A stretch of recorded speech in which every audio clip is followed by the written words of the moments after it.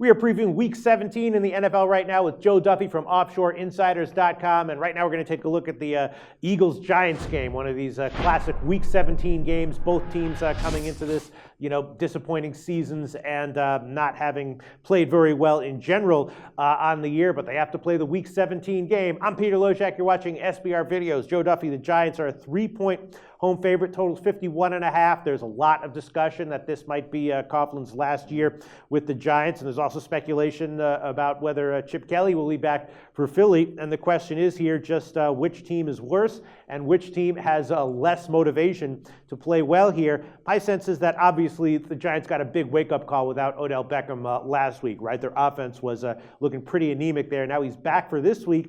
And Philly, I don't know, they look kind of like a mess, especially on defense.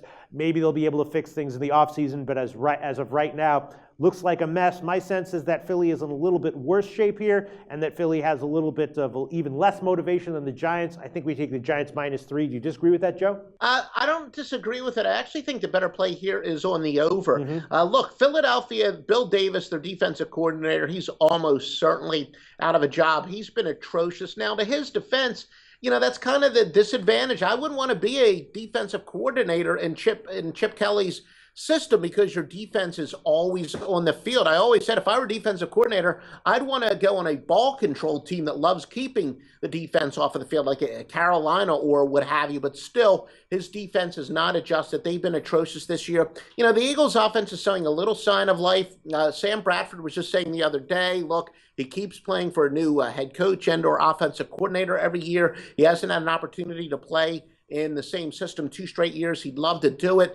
There's no better way for he and Kelly to make a statement that says, look, our system's finally starting to click, then they go out on a very high note. They've finally gone over 5 of their last 6 by an average of more than 10 points per game. So that's certainly says we already know that their defense has been horrible, but at least their offense is maybe showing a little bit of sign of life. And as you said, with Beckham back, the Giants certainly have some pretty good offensive weapons. And again, I'm going to say it, as a general rule of thumb, emotion and intensity shows up a little bit more on the defensive end. With both of these kind of veteran teams playing out the string, I can see how the defense might let up a little bit. And maybe, with both of these teams like to play a little bit of a wide open game, how we could see some 50 and 40 and 30 and 60-yard touchdown passes. So I like the over here. That was my sense as well. I have, I don't know about, my guess would have to be over with the total. I guess Week 17 is so unpredictable that whenever you see a high total like that, I'm always like,